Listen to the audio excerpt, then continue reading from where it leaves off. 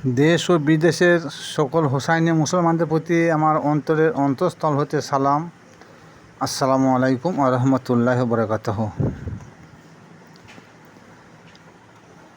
আজ থেকে 1446 বছর আগে আরবের বুকে মক্কা নগরীতে হযরত মুহাম্মদ মুস্তাফা সাল্লাল্লাহু তাআলা আলাইহি সাল্লাম নামক একজন মানব আকারে আবির্ভাব হয়েছিলেন দ্বীন ইসলামকে প্রচার করার জন্য। 40 বছর পর তিনি নবুয়ত প্রকাশ করেছিলেন। এই নয় যে তিনি 40 বছর বয়সে নবুয়ত পেয়েছেন, নাউজুবিল্লাহ, তিনি নবী হয়ে এসেছেন, কিন্তু নবুয়তকে তিনি জাহির করলেন 40 বছর বয়সে।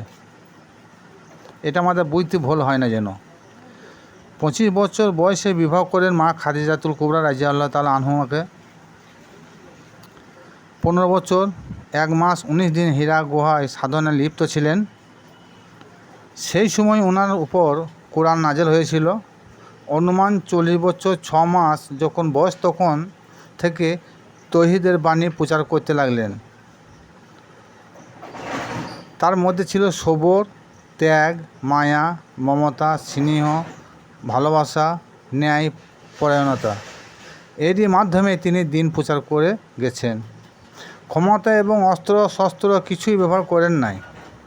শত্রুপক্ষের লোকেরা যখন বিভিন্ন ধরনের অস্ত্রশস্ত্র ব্যবহার করত, তখন হুজুর পাক সাল্লাল্লাহু তাআলা আলাইহি সাল্লাম তাদের সহিত জিহাদ করতেন।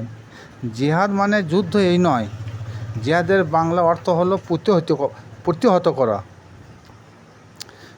যুদ্ধ নয়।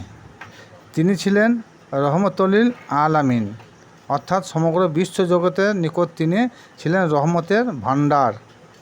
এইভাবে 23টা বছর তিনি তৌহিদ বাণী প্রচার করে গেছেন, কিন্তু দ্বীনকে প্রতিষ্ঠিত করতে পারেন নাই। প্রচার আর প্রতিষ্ঠিত একই শব্দ নয়। হুজুর পাক সাল্লাল্লাহু তাআলা আলাইহি সাল্লাম একদিন আপন হুজরাতে বসিয়া থাকা অবস্থায় খবর পেলেন যে মা খাতুনে জান্নাত ফাতেমাতুজ জোহরা আলাইহিস সালাম ইমাম হোসেন আলাইহিস সালামকে প্রসব করেছেন, কিন্তু তিনি চোখ মিলে তাকায়ও নাই এবং মায়ের বুকে দুধও টানে নাই।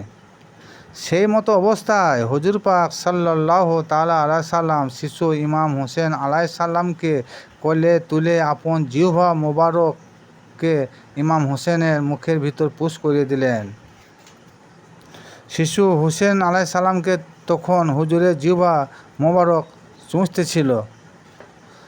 শিশু হোসেন আলাইহিস সালাম তখন হুজুর পাক সাল্লাল্লাহু তাআলা আলাইহি সাল্লামের জিহ্বা মোবারক চুষতেছিল এবং চোখ মিলিয়ে নানার দিকে তাকিয়ে বললেন, নানাজান, দ্বীন ইসলামের মধ্যে একটা কালো দাগ আসছে, কিন্তু সেই দিন পর্যন্ত নানাজান আপনি হায়াতে থাকবেন না।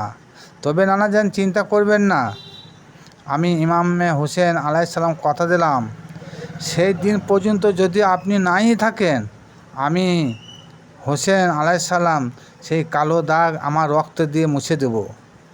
এই হাদিস থেকে প্রমাণ হয় যে হুজুর পাক সাল্লাল্লাহু তাআলা আলাইহি সাল্লাম তিনি দ্বীনে ইসলাম প্রচার করেছেন, কিন্তু দ্বীনে ইসলামকে প্রতিষ্ঠিত করতে পারেন নাই। সেটা ইমাম হোসেন আলাইহিস সালাম কারবালার মাঠে জান ও মালকে কুরবানি দিয়ে প্রতিষ্ঠিত করেছেন। দ্বীনে ইসলামকে প্রতিষ্ঠিত করে গেছেন ঠিক। তাই সূরা মায়েদা 3 নম্বর আয়াতের শেষের অংশে আল্লাহ পাক রব্বুল আলামিন বলেন, বিসমিল্লাহির রহমানির রহিম, আল ইয়াউমা আকমালতু লাকুম দীনাকুম ওয়া আতমামতু আলাইকুম নিমাতি ওয়া রাদিতু লাকুমুল ইসলাম দীন। অর্থাৎ আল্লাহ বলেন, আজ আমি তোমাদের জন্যে দ্বীনে ইসলামকে পরিপূর্ণ করে দিলাম এবং তোমাদের উপর আমার নিয়ামতকে সম্পূর্ণ করলাম। এটাই তোমাদের নিকট আমার পছন্দনীয় ধর্ম। এই আয়াত থেকে বোঝা গেল যে এই আয়াতটা ইমাম হোসেন আলাইসাল্লামের কারবালার ঘটনাকে কেন্দ্র করে মহান আল্লাহ পাক রব্বুল আলামিন ইশারা করেছেন। কারণ তিনি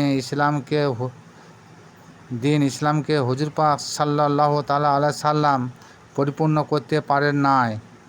সেটা একমাত্র ইমাম হোসেন আলাইসাল্লাম সপরিবারে 72 জনকে কুরবানি করে অবশেষে নিজেও কুরবানি হয়েছিলেন।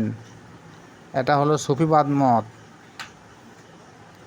তিনি যদি সেদিন কুরবানি না হয়ে দুরাচার ইয়াজিদের হাতে হাত দিয়ে বায়াত গ্রহণ করতেন, তাহলে আজ ইসলাম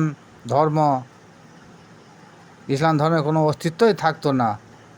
ইসলাম রসাতলে তলিয়ে যেত। তার ওই নোংরা হাতে হাত না দিয়ে তিনি মাথা দিয়ে দিনে ইসলামকে পরিপূর্ণ করে দিয়ে গিয়েছেন।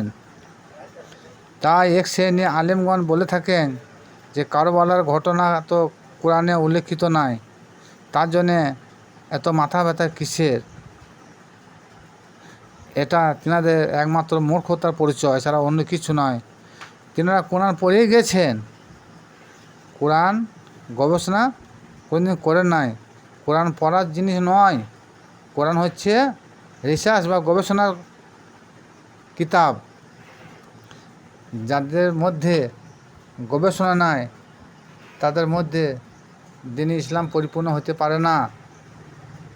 তারা আলেম বলে পরিচয় দেন, ঠিক আছে, কিন্তু প্রকৃতপক্ষে তারা আলেমই নয়। যারা কোরআন হাদিসকে যারা রিসার্চ করতে পারে না, গবেষণা করতে পারে না, তারা আবার আলেম কিসের?